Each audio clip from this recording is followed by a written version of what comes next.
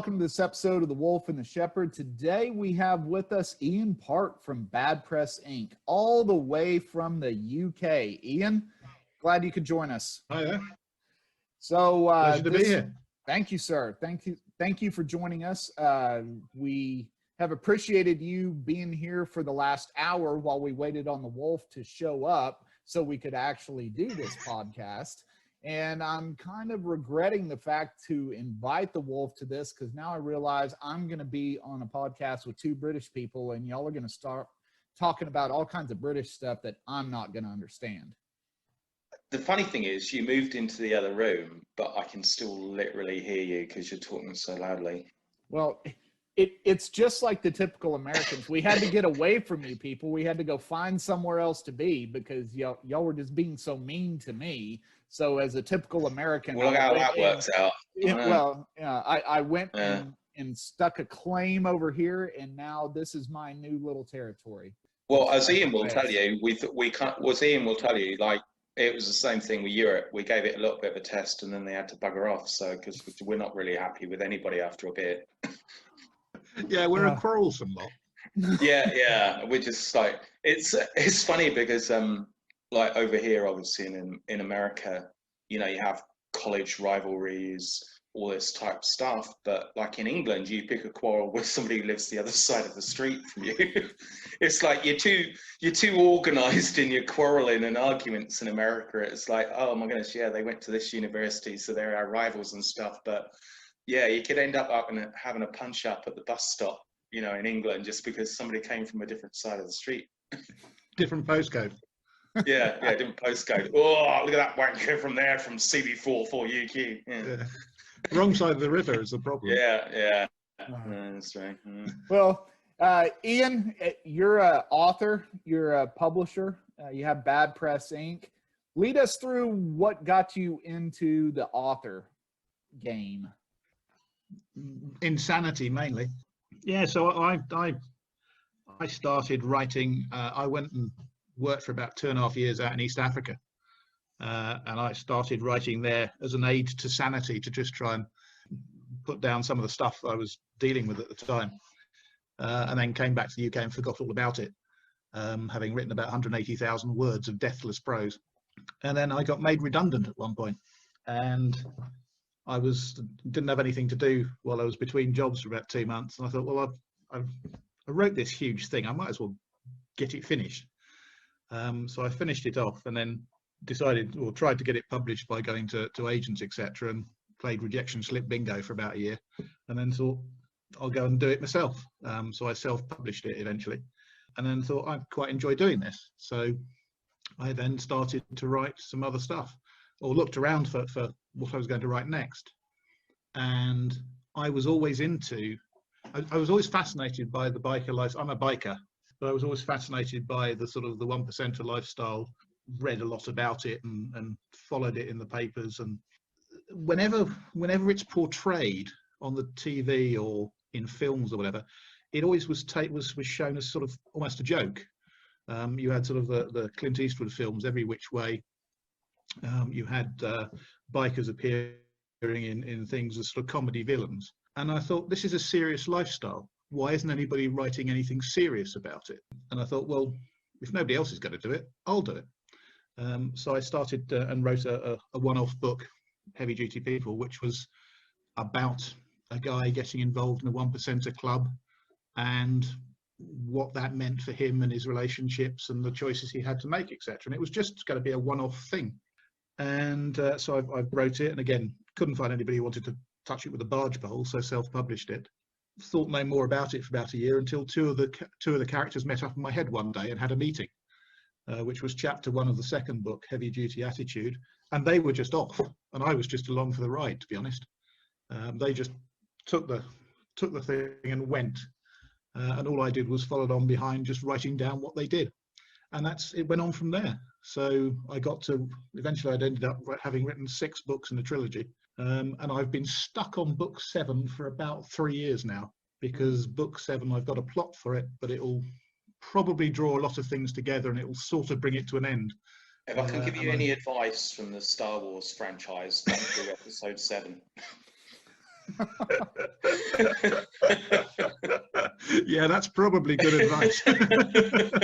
Absolutely. But the trouble is, I get getting grief on Facebook, because I get, every time I go onto Facebook, somebody sends me a note saying, "What are you doing on here? Get back to writing a book, because when's the next one coming out?" So Right. once you're onto this, it's a bit of a treadmill, isn't it? Really. Oh, it most certainly is. So, Ian, for those people out there that don't really follow the biker lifestyle, the biker world, you've used the term one percenter. Explain to us what a one percenter is. A one percenter is somebody who's a member of one of the outlaw motorcycle clubs. There was famously an American motorcycle federation spokesman after the Hollister riots, I think it was back in 1947, who said, well, 99% of motorcyclists are law-abiding, good, upstanding people. A number of people then decided, well, if that's the 99%, I'm going to be the 1% and self-identify as the outlaws. So a one percenter is somebody who is a member of an outlaw motorcycles club, essentially. I actually thought Max said placenta there, so that kind of confused me for a little bit. But I mean, you know, obviously growing up in England myself, I mean, motorbiking wasn't really a big thing. I mean, you know, most bikes in England were like street bikes. You know, I didn't know of any gangs. I didn't know of any clubs. You know, you saw somebody on a bike and, you know, that was it. You didn't really think about it that much. And I, you know, wasn't aware of any culture. And, you know, I left England when I was like 30. But, you know, I wasn't aware. I mean, it's a very underground culture as opposed to here in America, where it's a very prominent and very, I guess, in your face culture. Everybody knows, you know, there's motorbike clubs over here. But in England, I mean, you didn't really kind of know about it at all. It's a different culture. In the UK, it's an interesting mix, I think, because you had the sort of rocker culture from the 60s, and then you had the outlaw biker culture, which is a very American phenomenon. But the American clubs, once the American clubs became famous, people started to follow the same lifestyle in the UK and elsewhere overseas, and formed independent groups or independent clubs that were similar to the American ones. And then the sort of the big brands, if you like, of the larger and more well-known outlaw motorcycle clubs have then expanded worldwide and absorbed many of the local clubs. So you have, in the UK, you have a number of the sort of the worldwide known outlaw motorcycle club brands, as it were. You still have a number of independent, locally established outlaw motorcycle clubs. And then you have the wider variety of the motorcycle culture, which is everything from, you know, your mom and pops who are riding Harleys and are members of the HOG, the Harley Owners Group, through to sort of loose associations of mates who just go out for a ride on a Saturday. So you do have quite a wide range of bikers and the biker community in the UK. Now, how does the, you know, police treat it over there? Because like over here, I mean, obviously you have established clubs which have been around for decades, unless there's something going on like heavy, you know, drug dealing or something. When the FBI get involved, I mean, they're normally left to their own devices as such. I mean, I'm sure Max, you know, the chef knows way more about that than I do, but like over in England, you know, I mean, it's a very nanny state in terms of like, you know, as soon as you kind of do one thing remotely wrong, they try and close the whole thing down. So I mean, does it come automatically with this, like, I don't know, maybe I guess precedence of like, oh, they're bikers, so they're bad, so let's keep an eye on them, let's, you know, curtail everything they do. I mean, earlier on this year, where about 3 or 4 people were, I think, no, actually probably more than that, about half a dozen people were convicted of basically going around and beating up a smaller club because they didn't want to merge with a larger one. It's relatively low level. It's not in your face. You know, we don't have the sort of the Waco type situations over here, right? Yeah. That are the big news. The last time anything like that happened that was really big news would probably have been about 30 or 40 years ago. And that's the thing. I mean, you talk about the scale and you talk about relativity. I mean, over here, I mean, if like 3 or 4 people get shot, you know, even within like about 10 miles of us, you know, it might or might not, you know, make the news. You know, and it might be like gangs of any type, but, you know, it just doesn't make the news. Whereas, you know, obviously I remember when, you know, I lived back in England, you had anything like that, it'd be, you know, the top story for like 3 or 4 days on the news. But here it just doesn't you know, a lot of associative crime just kind of goes unnoticed a lot of the time, but they still have bad rep overall here, you know, like biker gangs, as they think, you know, it's these people who are just going around causing trouble. And a lot of the time, I mean, just like you said, you know, it's like, just like in England, you know, a bunch of grey-haired people who just want to go for a ride with their mates, you know, at the weekend. And that's how it really is for the majority of people here as well. You know, it's just a bunch of people who, you know, they go out, buy a Harley, and especially, you know, here in the States and here in Texas, you know, you got so much open roads, so many places you can go and ride, and people just want to do it, you know, and have fun, but it's got, like I said, this associative like imagery with it, where people just think, oh, right, yeah, they're out there to cause trouble. But, you know, you've got some ex-insurance agent or real estate guy here who just wants to go out a ride with his, you know, with his mate at the weekend, you know. And yeah, from the police's point of view,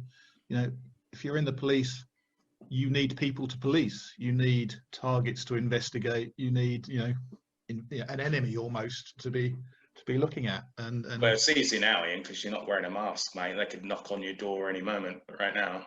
Yeah, well, most of the time I do wear a mask, you know. So, you know, I was saying to Max, it's really weird. You know, you now have to put a mask to go into the post office, or to go into the bank. I've never got round the fact of like identifying people by their eyes, but now it's having to be a kind of, oh, that's who that is. You know, you can't see the bottom half of their face. It's weird from that point of view over here at the moment. Now it's a weird thing in terms of, you know, we have a lot more Asians over here, and for whatever reason they kind of bring that part of their culture over with them. So I've seen, I mean, I lived up in the Northeast for quite a while when I first came over here to the States, and so I was used to, you know, when I used to go into like, you know, New York, like going to Manhattan like 2-3 times a week, you know, I'd see a lot of Asian people wearing masks. I mean, they were germaphobes a lot of the time. And so it wasn't super bizarre. Obviously in England, I think, you know, unless somebody was operating on you, you never saw anybody wear a mask. No,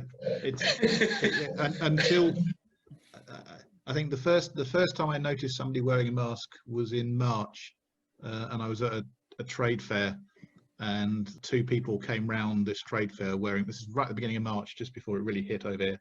2 people came round wearing masks, and we were all standing there thinking, they're overreacting a bit, aren't they? Right. Yeah. A month later, you know, it's mask city everywhere. So yeah, I mean, it's a bizarre thing, but you know, kind of, as the chef probably told you, we kind of drift off topic a little bit sometimes. Yeah, I noticed. You should hear some of our expert science topics. If you haven't listened to any of our podcasts on very specific science topics, you need to listen to some of them, because you will learn everything and nothing about the topic. Well, that's typical with any of our podcasts. Yeah. We obviously learned that having you know, 3 of us on a podcast, that we still have to sit in different rooms, and then, you know, I don't know, we're gonna have to listen back, because I think we might have lost some of this because I forgot to bring my hotspot into the other room. So we'll just have to figure that out when we get there. But we also, for the first 3 weeks, had our microphones turned the wrong way around. So that is true.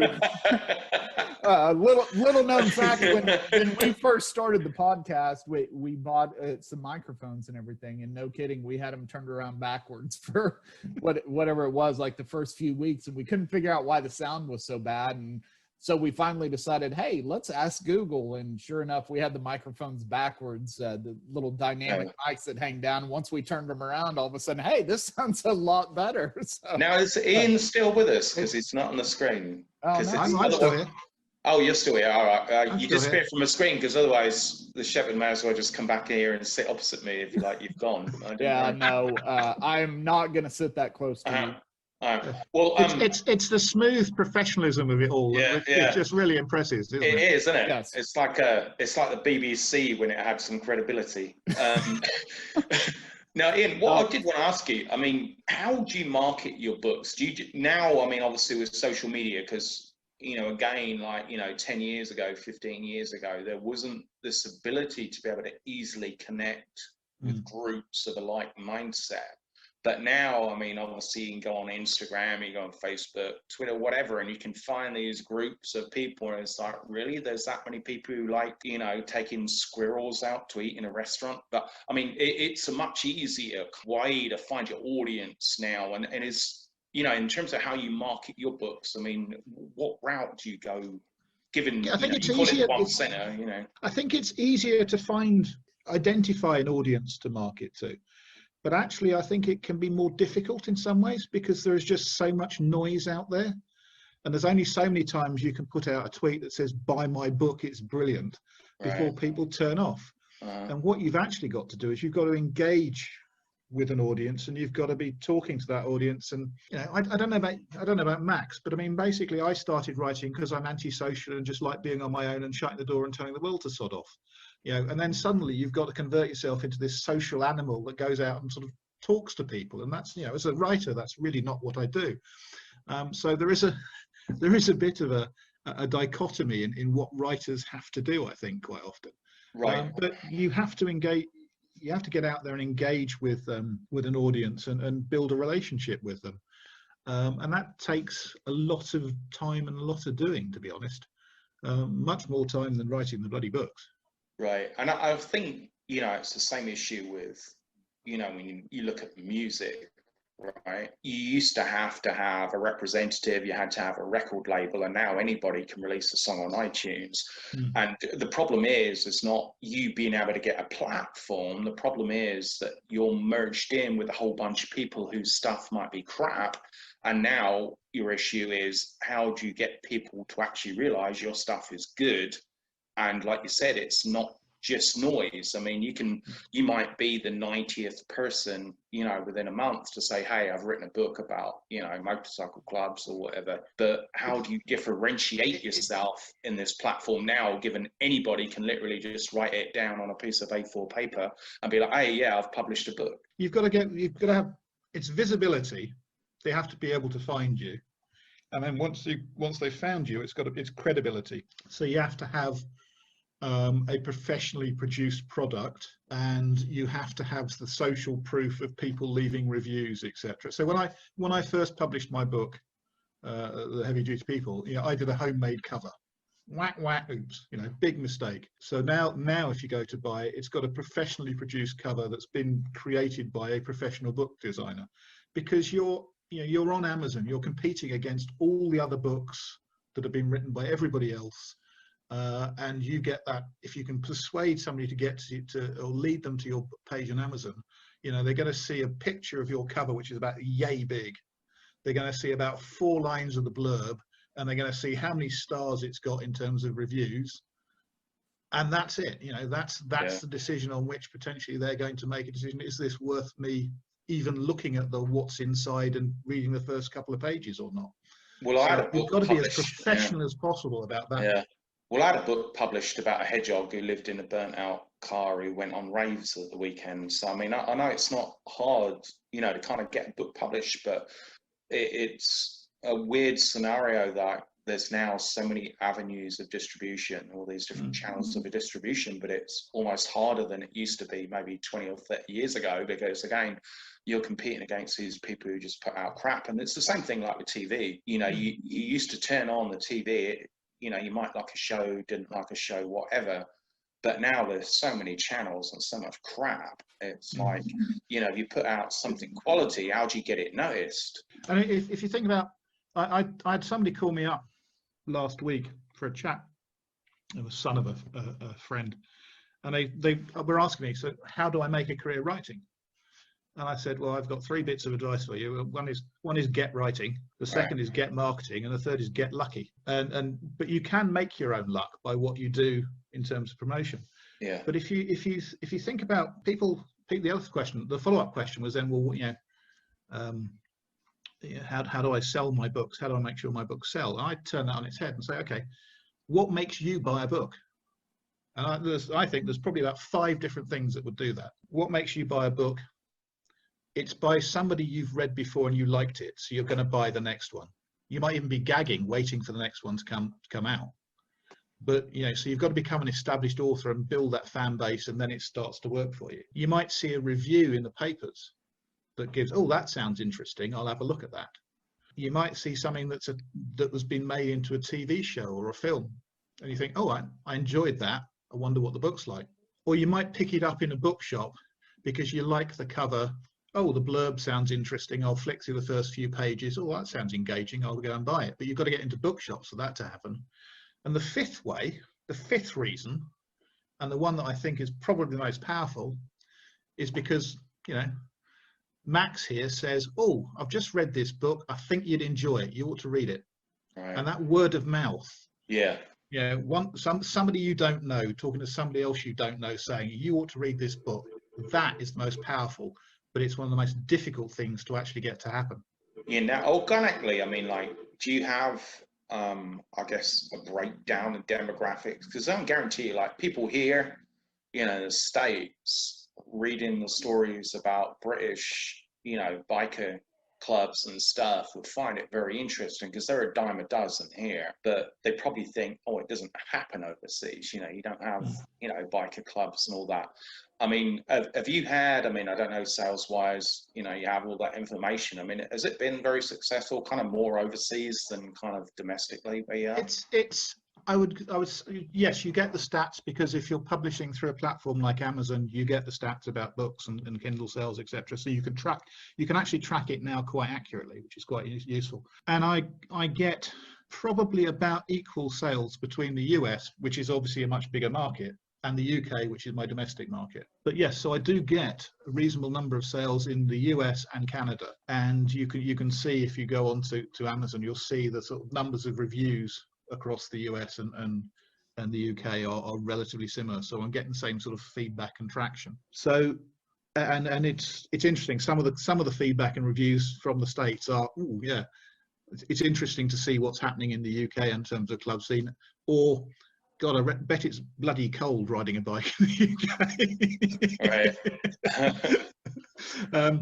So it's and I get feedback from sort of club type members in the States every so often, which is quite interesting.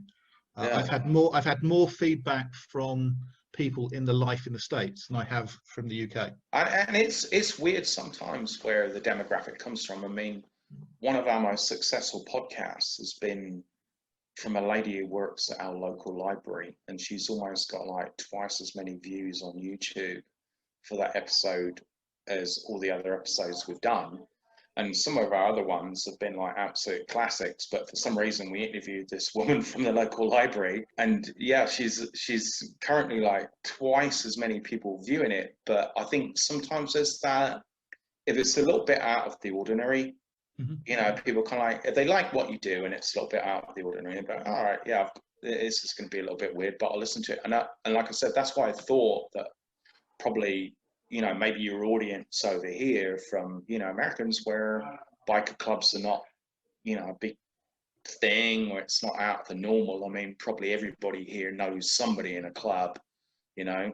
It would be kind of, wow, like in England they have like bike clubs and stuff, because I mean, you know, I mean, you go on a day trip here, right, and it can take you 13 hours to go from one part of our state to the top part of the state, whereas in England, you know, you drive 6 hours, you're going to be like getting wet pretty quick.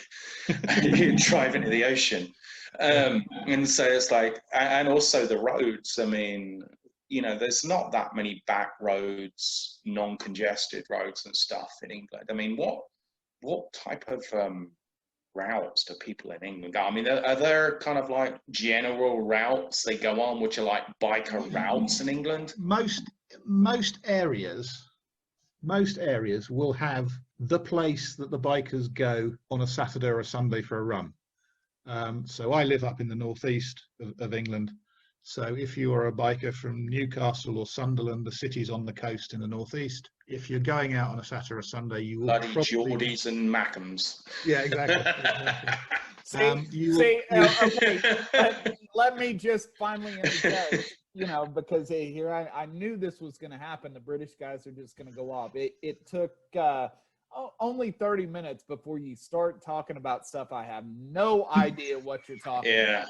But honestly, I thought it would be a shorter time frame than that. So good for you. We'll provide subtitles. Yeah. Yeah, please send me like a little, you know, decipher script so I know what y'all are talking about. Yeah.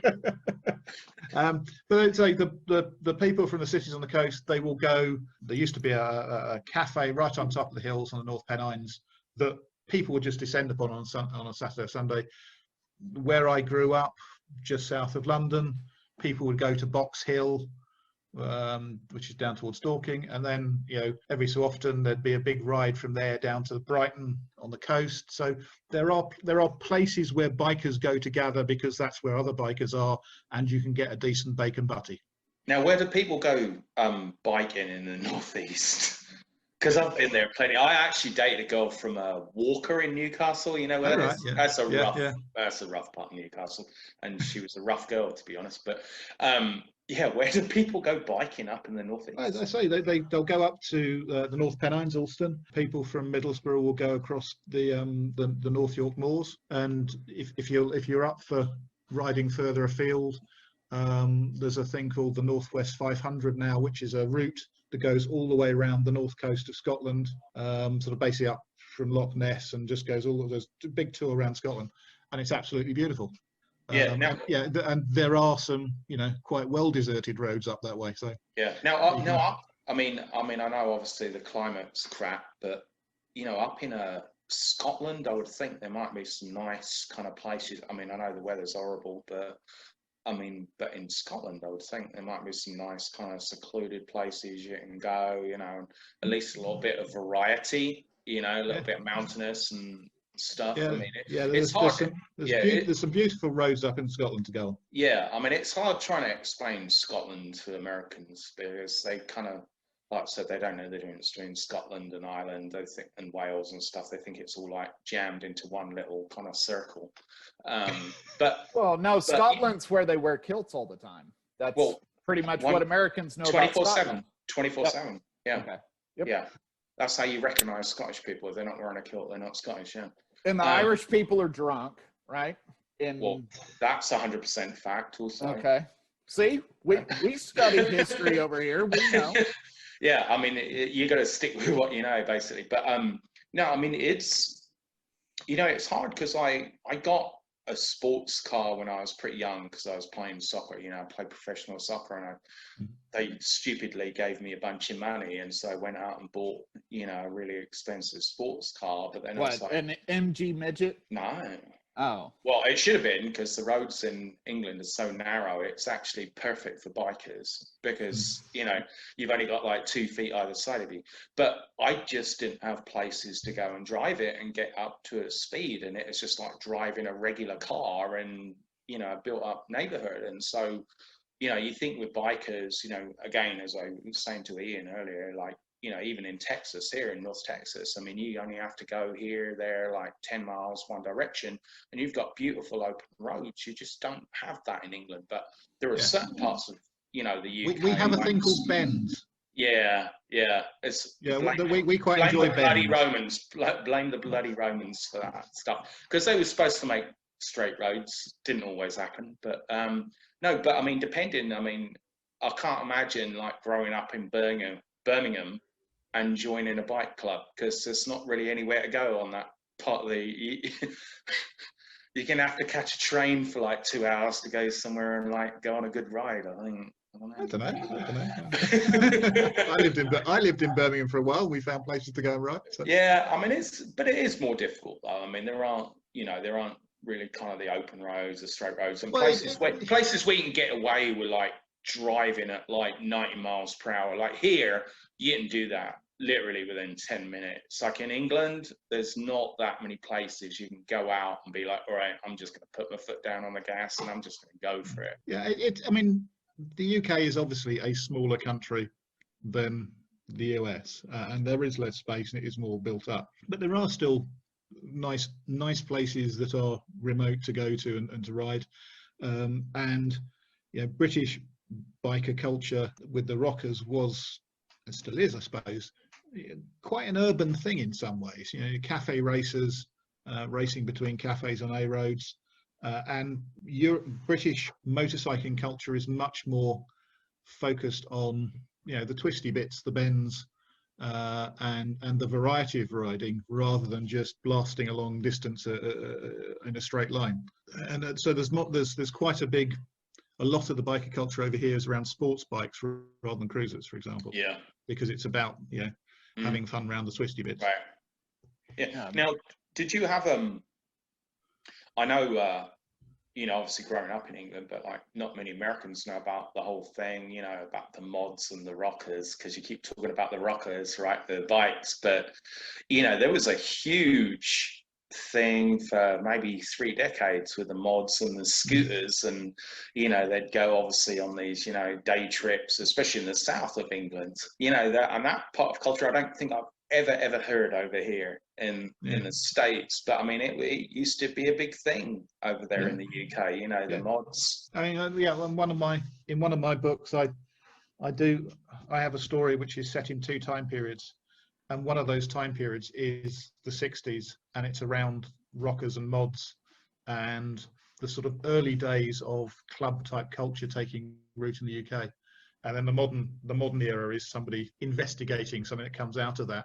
So it was really quite interesting to go and do some research into the mod rocker culture and all the issues around biting on the beaches at bank holiday weekends, etc., and do some digging into the reality of that, because I think the reality of it is actually quite different from the public perception of it. People didn't grow up in a mod town and suddenly meet somebody who'd grown up in a rocker town. These were people who went to school together, and some of them got into mod and some of them got into like West Side Story.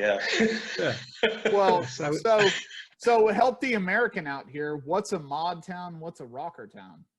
Right. So mods and rockers were 2 youth cultures in the 60s in the UK. So rockers were essentially bikers who were interested in American music. They'd be wearing black leather jackets. They would ride motorcycles. Mods were people who were very interested in fashion, who dressed smartly, were interested in European styles. They would wear suits, and they would ride scooters, and they would generally often wear parkas over their suits to protect the smart clothes they were wearing.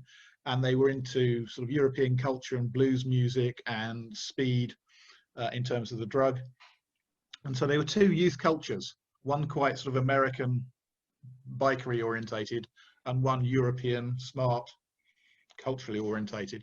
Gotcha. And they famously in the UK, there were a number of battles at bank holiday weekends where mods and rockers would have fights at the seaside.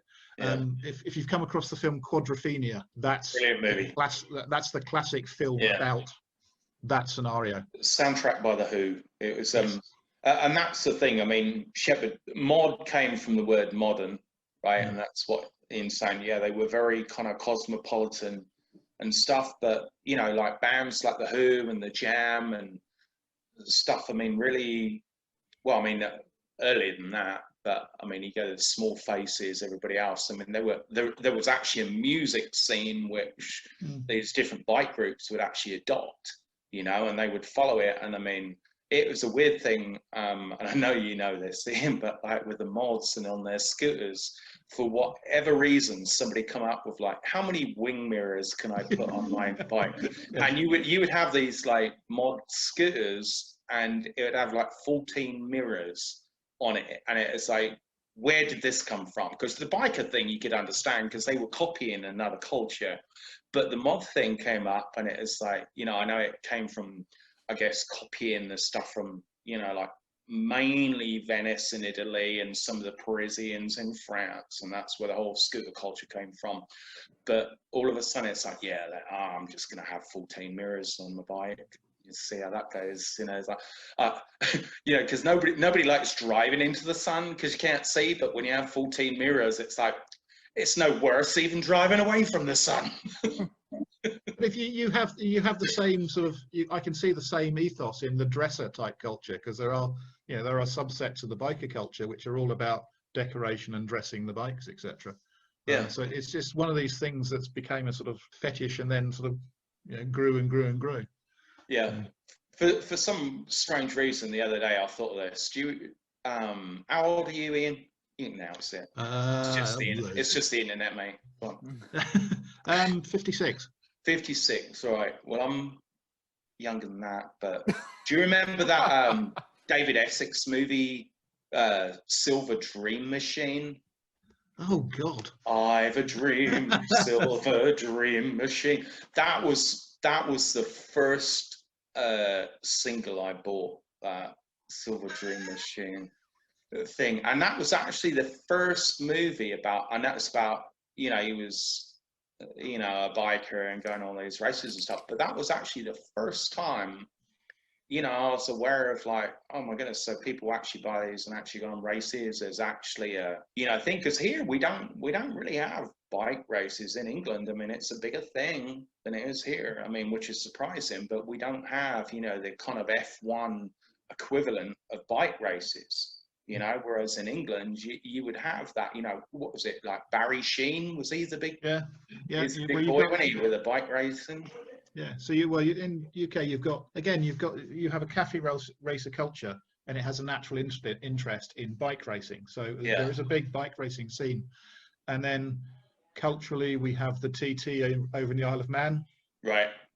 So, you know, a 2-week long festival of road racing on roads, and people doing extraordinary speeds around ordinary roads, you know, past brick walls, and it's and absolutely some horrible terrifying if you ever watched it. hairpin bends on that stuff. Yeah, I've watched those TT races on the Isle of Man. And it's like, oh my goodness, it's like, you better have some belief in God, because the speeds they get up to going around those things. Now, Shepard, you still online, mate?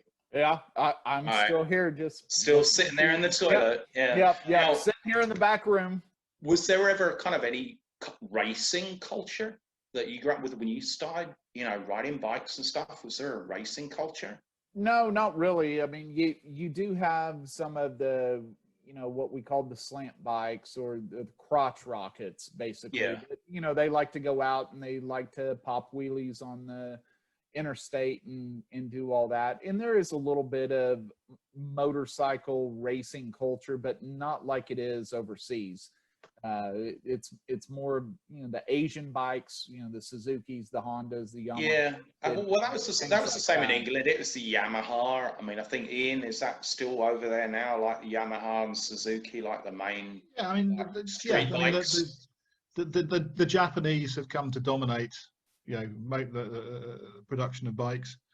So they dominate the racing scene as well. I mean, with some exceptions. So I think BMW has been quite successful at times.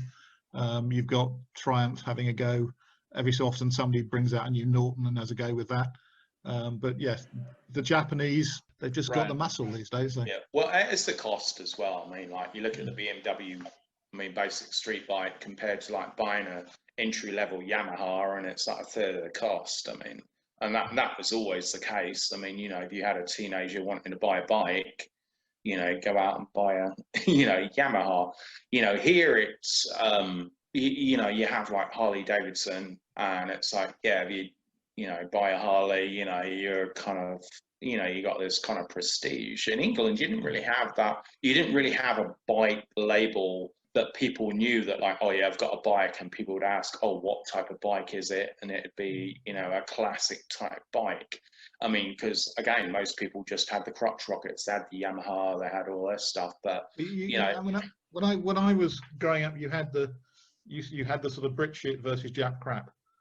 So you had the it was towards the end. To be honest, it was towards the end of that, because you didn't meet many people who had British bikes, because they were all sort of the manufacturers were basically on their last legs, and the structure of how you could get a bike. So you could only get a moped at a certain age, and then once you got to 17, you could get a 250, and then once you passed your test on that, then you could get something bigger. The problem being that the only people making the 250s and the mopeds, etc., were the Japanese. So everybody effectively was starting out on Japanese and then kept going on Japanese, because you couldn't, you weren't going to get a 250 Harley Davidson.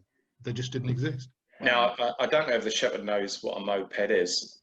I do know what a moped is. No, it's like, I think the very definition of a moped should be, if you can actually cycle faster on a mountain bike manually than, you know, a moped. I mean, mopeds in England, like when you got them, I think they had a top speed like between 18 and 22 miles per hour, which is why anybody could buy them. I mean, you could literally pedal a bike faster than a freaking moped, and that's why the licenses are real easy. When they did get up to being able to do a speed of about 50 miles an hour. Yeah, if they fell off a cliff. And then they brought in a restriction. Then they brought in a restriction, and they were limited, so they would only do 30 miles an hour. And so when I was 16, I got a moped, and it would do 30 miles an hour. Yeah. So I decided the really bright thing to do would be I go long distance touring on it. So I packed all my stuff onto the back of it, and I went from London down to Cornwall on this thing, on a tour. Took 9 days. Just about. I mean, it's like 300, 250, 300 miles each way on a moped that does 30 on the flat and less if it's going uphill. It was looking back, it was slightly painful. Yeah. Well, that was always the thing about how do you get the top speed out of a moped. It was like push it over a cliff. I mean, if it reached terminal velocity, that was a top speed. But yeah, I mean, the good thing about it was, I mean, you know, when we had people over there, you know, still buying it when they're in school, you know, they're like, oh, they've got a moped, and they're driving it around. But then, you know, I'd be pedaling on my bike, and I'd be like overtaking them. Well, moving on from bikes, Ian, you know, we could probably sit here and talk about bikes for hours. I mean, yeah, we could. Obviously, Tristan, who doesn't have a motorcycle right now, is much more enthralled with it than I am, asking all the questions. But hey, that's fine. That's fine. But you still look like Max Headroom, by the way. Yeah, I know I do. Well, you forced me into the back room here. You were being lazy. Typical. Logo looks good, don't it? Look at that. Ian, do you like that logo? Yeah, it looks fantastic. We paid somebody $5 to make that logo, so £2.50 to make that little logo, and they did it for us. But yeah, I can see where the money's gone in this production. Yeah, you can be, and it's like we blew 90% of our budget on the logo. Yeah, and as long as you don't zoom into it too much, it still looks really good. So. Yeah. But once you start zooming into it, even those circles like get a little bit fuzzy. But, yeah, just a little bit. Just a little bit. So, Bad Press Inc. Other than your bite or your books, Ian, what all's going on with Bad Press Inc.? What can you tell us about what you got going? Okay, so Bad Press. So I set up my own publishing house to publish my stuff, which was I called bad-press.co.uk, and I had, in order to just publicize stuff, I'd put some stickers on the back of my car with the logo, and my wife and I were sat at a roundabout waiting to pull onto a roundabout one day to go into stores to go shopping, and there was this bang on the window, and there was this guy who was black, long hair, tattoos everywhere, banging on the window, and my wife ran the window down, and he said, "Are you a publisher?" And I said, "Well, yeah, sort of." And we proceeded to have this conversation out the window with this chap, who then we ran into in the car park when we were going into the shops. And he was an ex-punk goth glam punk rock singer who ran a band called Spit Like This, and was very successful in sort of that field, and had written his autobiography, which seemed to be doing quite well and got onto the bestseller lists in Amazon, and his girlfriend who was in the band, and we just started chatting about publishing. And having been involved in producing books for quite some time, you know, I knew a fair bit about how the publishing industry worked, and you know, how you got stuff produced to be so it could be sold through shops, etc. And my wife, Pat, is a professional copy editor and proofreader, which is always handy to have in the background, frankly. But neither of us felt that we were particularly good at the marketing side of it. I mean, I've made a go of marketing my own stuff, but not so I was go out and sort of sell myself as a marketing guru. Whereas this guy and his girlfriend have come from being quite successful in marketing themselves and developing a following as a rock group. They also both run internet-based companies that sell, so internet trading companies, so marketing, etc. And eventually, over various chats, we decided, well, actually, yes, why don't we pull together a publishing company to publish stuff that we would like to read that nobody else seems to be publishing? So we set up badpress.inc, and then started to look for people who had weird and wonderful things that we could publish. So we're up to five published authors so far. We've got another 3 that are coming out over the first part of 2021, and we've got a follow-up to one of our authors' books, so a second in a series that's going to come out towards the back end of 2021. And we're just having a ball. It's quite it's great fun. So we're out there. Now, is it still hard over there, Ian, to do stuff like that? Because like here, you go online, you spend like $9.99. You've got a publishing house, you've got this and that. Is it still really difficult over there to kind of do things, or is it now easy to set up? Like, it is easy to set up, but I come back to what we were talking about before. If you're going to do it, you have to treat it as a business, and you have to produce a good product. So we are, when we sign somebody up, I am committing us to spending several thousands of pounds on producing a decent book and marketing and promoting that book. We have a retained PR professional that we pay, who is out there networking to bloggers, etc., to try and get reviews for books. At the moment, it's just a huge money pit, to be honest. In which we just pour ever increasing amounts of money. Right. But it's great fun, and what you're doing is you're building a portfolio of books and a portfolio of authors, and it's a bit like being a venture capitalist in some ways, or being a record producer. You're looking for artists who have got something that is good, that you think will have a market, and you're looking for artists who you think, if I support them, they can go out and sell their product, etc. But again, it goes back to what you were saying earlier about that kind of lucky thing. Like when somebody gets noticed, I mean, you never know who the lucky client is going to be and how they hit that niche. And so of the first 4 we published, so the first one was a sort of comic horror thing, which I thought was quite commercial. I thought it was potentially something that would hit sort of Stephen King and Terry Pratchett type fans. So we put out that, and it's called The Axe and Grindstone, and it's sold all right, but it's not setting the world on fire. The second thing we put out was a book called Clear, which is, in some ways, it's quite a literary thing. It's a sort of almost a prose poem about the seedy underbelly of London, and I think it is absolutely brilliant. And about half a dozen people around the world have bought a copy. So I think it's a great book, but just getting it to market and getting people to engage with it is very difficult.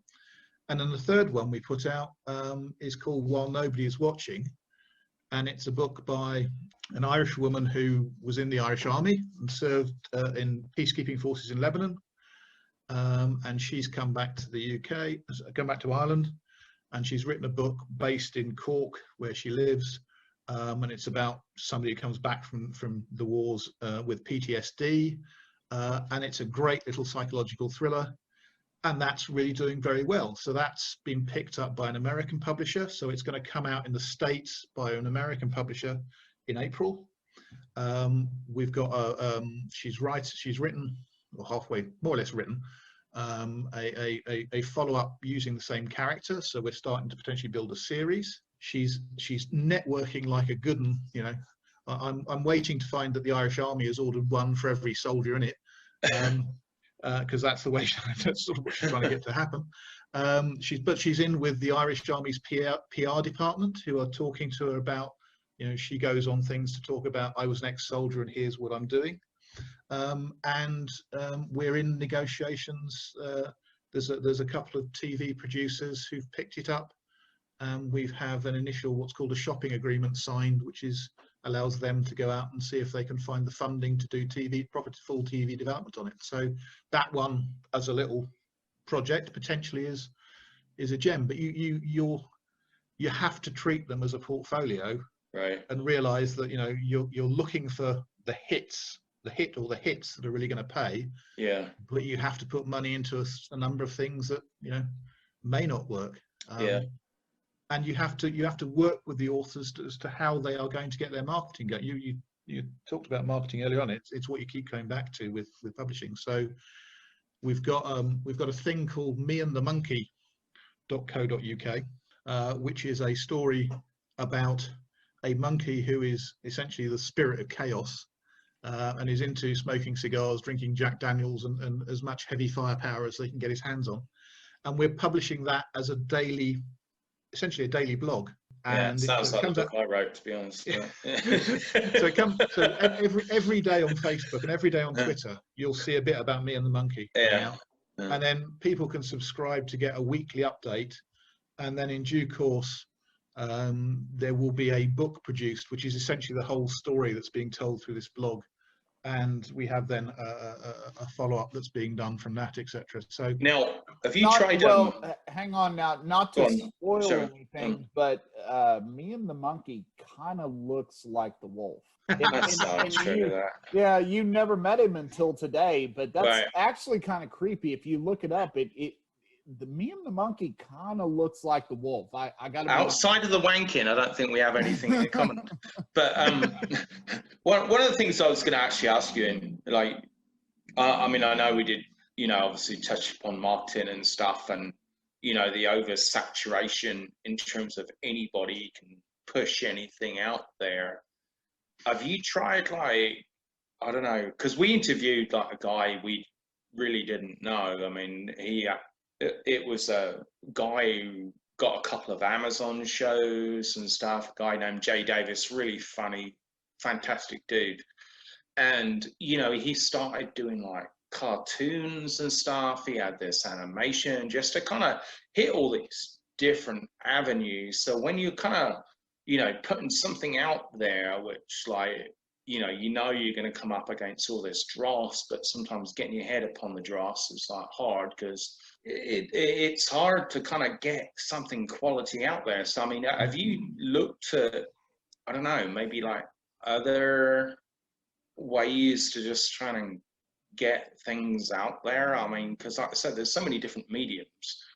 I mean, you know, if you really want to push something, I mean, it's both easy and hard, because you look at some of the stuff which is successful and you're like, I would not pay 1 cent for this. But then you look at some of the stuff which is not successful and it's like brilliant, but like it's almost an accidental discovery sometimes when you find some brilliant stuff, you know? Yeah. It's I mean, we spend money on making sure we've got a good product. So the monkey, for example, so we have a professional cartoonist who is doing the illustrations to that, and there's a new illustration every week illustrating, you know, a theme, an event that's happening in it. In terms of getting it out into the marketplace and spreading the message, I've dabbled in the past with video. I've dabbled in the past with, you know, just blasting stuff out. I've dabbled in the past with doing paid for advertising. You can spend a lot of money doing stuff and not getting much of a return. And I think you also have to do the stuff that works for you. It has to be something you enjoy and that you will be able to commit to and carry on doing because you enjoy doing it, because otherwise you'll do it for a bit and then it'll just fade away. So we look to work with our authors and say, okay, so what is going to work for you as an author? So Michelle, for example, she is, much to her surprise, she is very good at networking. So fantastic. Network like Billio. Go and see all your local bookshops. You know, talk to the Irish Army's PR department. See if you can get into the Irish Army's internal magazine, etc. Andy, who is who writes the Monkey book, he is a designer by trade.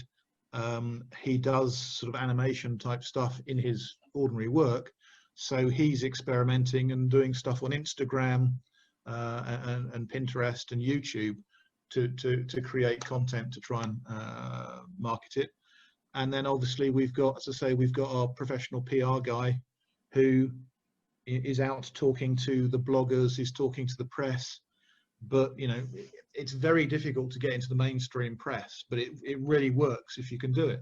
Yeah. I mean, on my books, I managed to get one mention for about a paragraph in the Guardian one year, and off the back of that, I got sales. My sales went up by about 400-500% for 2 months, and off the back of that, I then got 3 inquiries about the film rights. Right. One from a director and 2 from 2 production companies, and eventually ended up getting optioned off 1 mention in the national newspaper. And I've never managed to get mentioned in national newspaper since. Now have you looked at that in terms of like getting like an adaptation as such, or just like getting somebody to do like either a TV, or because again it's like we go back to obviously when you and I grow up and we only had like 3 TV channels, and then Channel 4 came in, which wasn't much better. But now there's so many TV channels. Do you think that like maybe getting an adaptation of your work, if you could find somebody to do it and put it into a that kind of format would be? It would be great. And I'm in year 6 of development hell, or is it year 7? Year 7, I think, of development hell with the biker books, because they got option for TV. So they got option for TV by a production company. The development funding was funded by one of the big channels. So they went through a 3-year process to develop a pilot episode script, a series outline, etc. You got to the end of that process, and the channel that had put up the money for it said, nah, we'll pass. So then there's been a sort of 3-year period where the screenwriter who had been hired to do all this has then been out trying to sell the project into other TV companies. Right. I mean, you've got to remember. Well, so I think that the network put up somewhere around 50 grand or so to do the development piece that they then just walked away from. It was being developed as an 8-part 1-hour TV series. And the rule of thumb, I was told at the time, was for every hour of TV time you see, the budget is about £1 million. Right. So what was being asked was for somebody to write a check for £8 million to make this series. Yeah. And commit to that level of expenditure, which is why I'm not completely surprised that a lot of things fall away, because you've got to be pretty sure it's going to work before you write your check for £8 million. So if you go into this final trilogy, what are you going to do differently? I mean, knowing from your first bunch of books, what are you going to do differently going into these last 3 books if you write this final trilogy? Well, what are you going to do? I've now written 6 books in this series. So the first 3 are a sort of self-contained set they turned into. The next 3 are books that are set in the world or have some of the characters, but they're each standalone type stories. And the last one that I've got a plot for, effectively picks all of those up and brings them all together and meshes them all together. So you have something that answers some of the questions that have been hanging around since the first one. Right. And the problem I've got really is that, as I say, I've tried writing it about 3 different times, and I've got stuck each time for different reasons.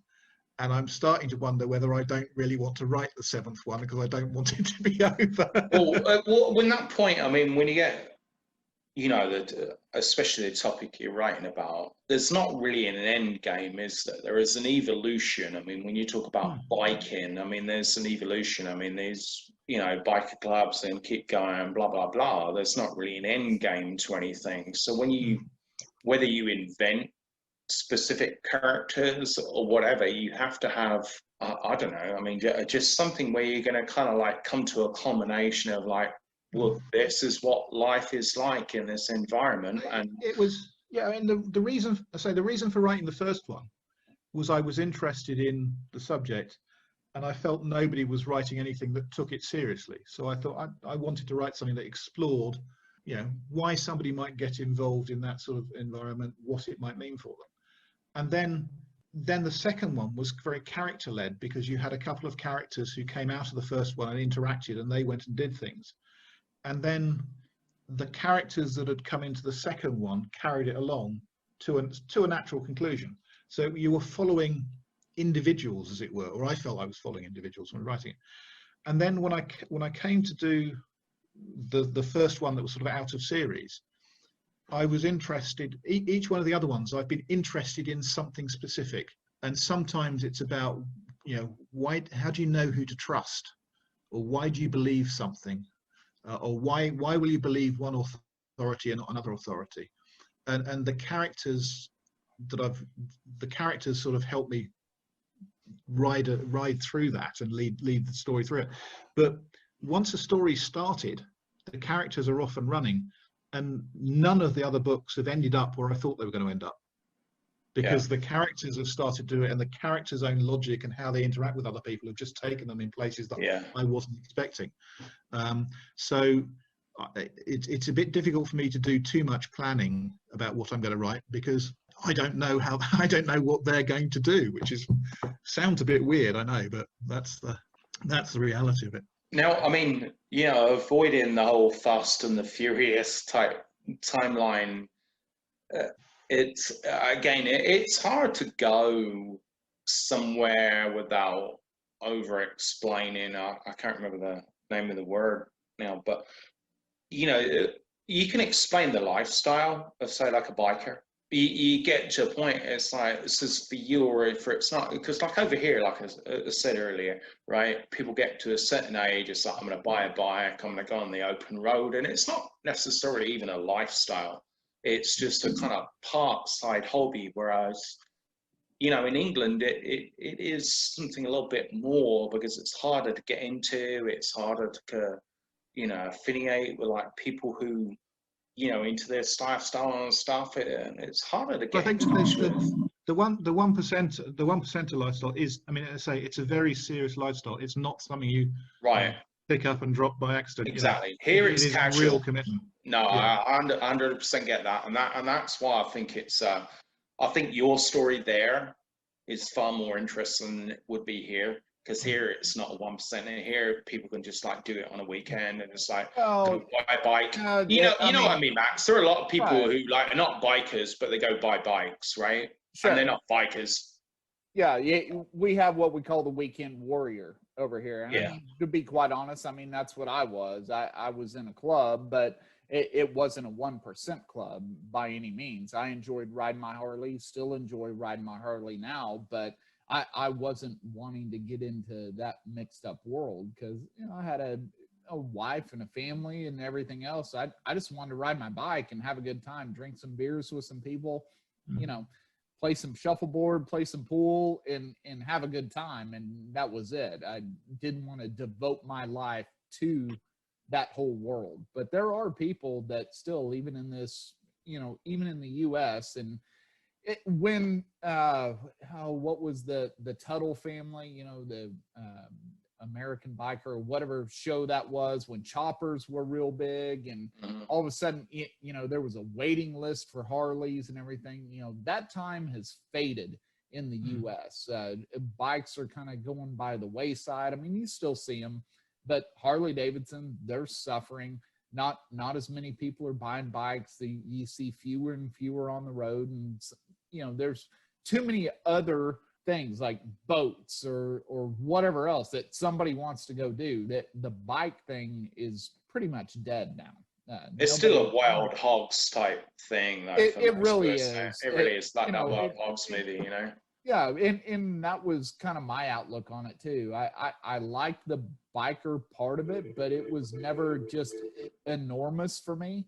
I like doing it. I like my bike. I love riding my bike, but the camaraderie is good, but that whole aspect has faded off in the United States over, say, the last 10, 15 years.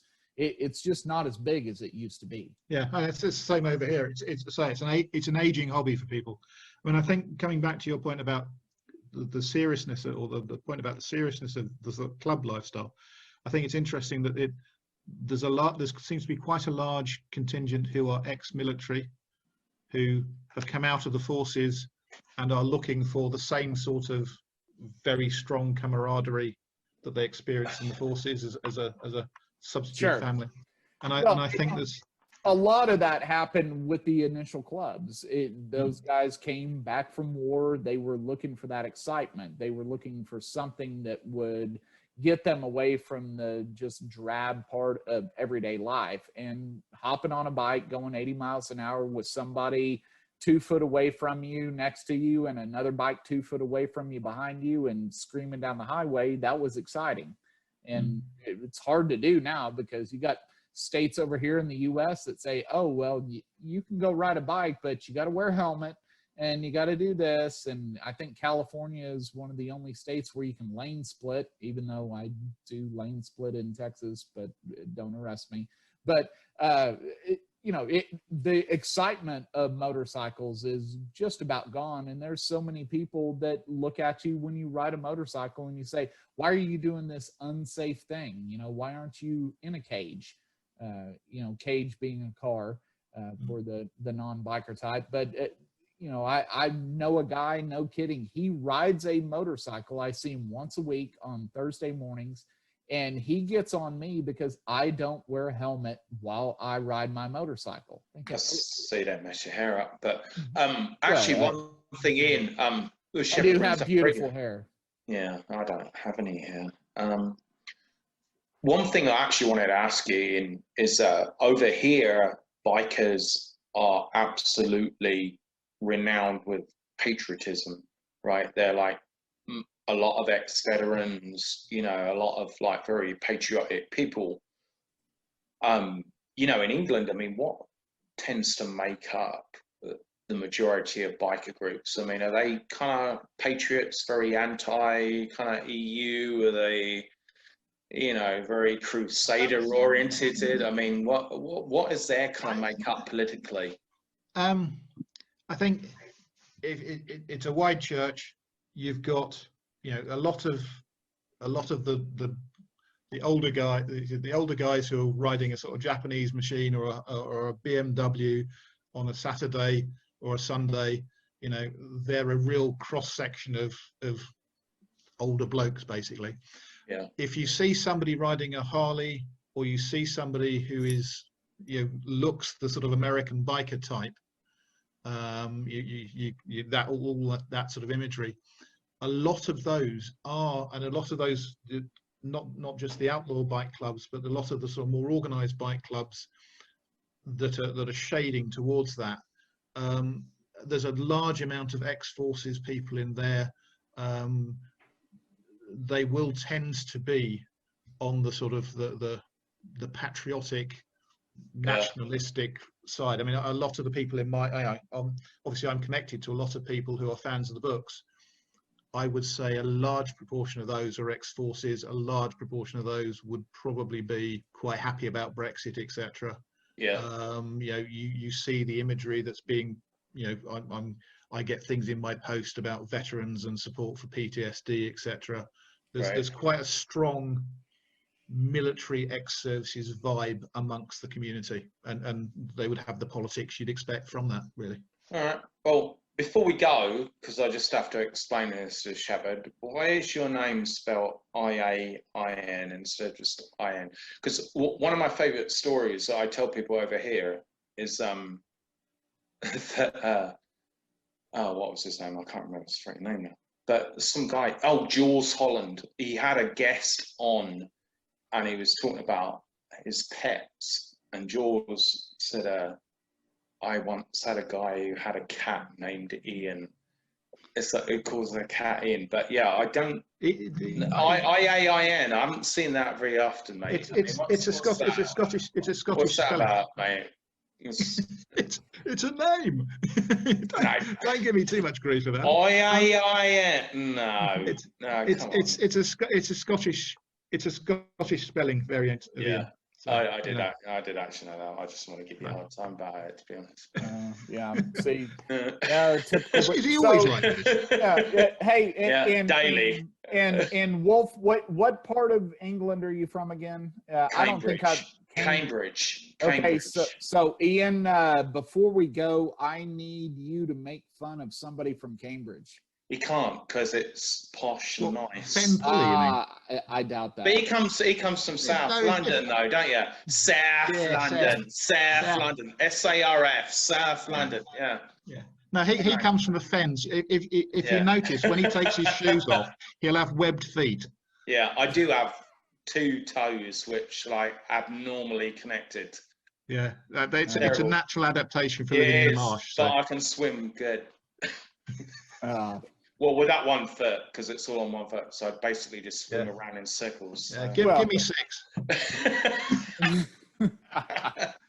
well, Ian, we certainly appreciate you tuning in and joining us on this, and give us just a quick set of links, how to find you on social media, how to find your publishing company, all that. Give us a nice little plug before we end here. Well, the publishing company, it's badpress.inc. Oh. Oh, that's the wife telling you. It's Oh, time. excuse me, matron. Yeah. That is. I'm away from home at the moment, so that was actually her. Yeah, so badpress.inc is the publishing company. My books, my old publishing email address is Now see, when she listens back to this, Roomba. It's Roomba. yeah, you're gonna say, "Hey, I was trying to finish up, and you kept bothering me." And Yeah, it's just Roomba. So it's banging against the chair. Yeah, so bad-press.co.uk is where you find me, and all my links and stuff are there. And yeah, check out the books. I'm gonna have to get that, I'm afraid. Yeah.